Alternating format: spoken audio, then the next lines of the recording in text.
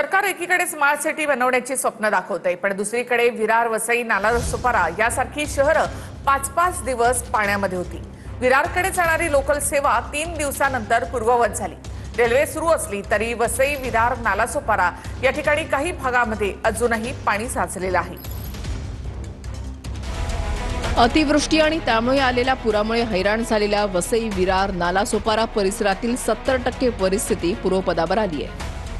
पूर ओसरल्यामुळे विरारकडे जाणारी लोकल सेवाही पूर्ववत झाली आहे.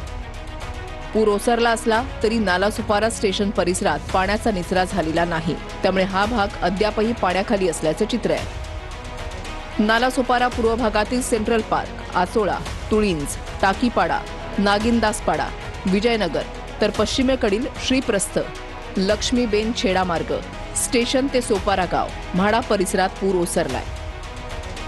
तर विरार पश्चिम स्टेशन ते बोलिंज रस्ता, एसटी डेपो रस्ता, विवा कॉलेज ते जकात नाका रस्ता, डोंगरीपाडा रस्ता, ग्लोबल सिटी, अग्रवाल कॉम्प्लेक्स रस्ता इथली परिस्थितीही पूर्वपदावर आली आहे.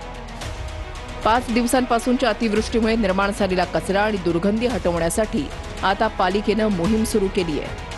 एकीकडे स्वच्छता चालू आहे तर दुसरीकडे या ठिकाणी औषध फवारणीचं सुद्धा काम या ठिकाणी हाती घेतलेलं आहे.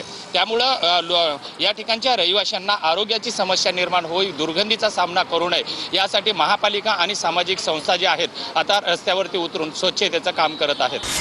वसई पश्चिम भागातील पंचशील परिसर, कृष्णा गार्डन परिसरात पुराचं पाणी ओसरल्यानं लोकांनी आता घराची साफसफाई सुरू केली आहे. या जायला खूप तकलीफ होते आम्हाला. पण या ठिकाणी मोठ्या प्रमाणात पाणी साचतं, त्यामुळे ह्या ठिकाणचा संपर्क तुटून जात नाहीये का संपूर्ण? तुटून जातो सगळ्यांचंच.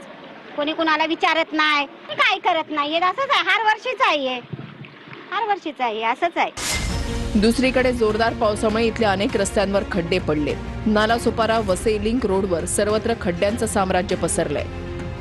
अतिवृष्टीच्या नंतर आता सुरू झालेला आहे तो खड्ड्यांचा संकट. आपण जर बघितला तर आता समोर जे वाहन बघितलेलं आहे यांचा याच खड्ड्यामध्ये पडून आता अपघात झालेला आहे. काका, कसे पडलात तुम्ही? आता स्लिप झाली गाडी. खड्डा किती मोठा खड्डा आहे? मोठा खड्डा आहे, 2-3 फुटाचा खड्डा आहे तो. पूर ओसरल्यानं नागरिकांनीही त्यांची दैनंदिन कामं सुरू करण्यासाठी वाहनं बाहेर काढली आहेत. त्यामुळे बंद असलेले पेट्रोल पंप सुरू झाले असून तिथेही गर्दी पाहायला मिळते.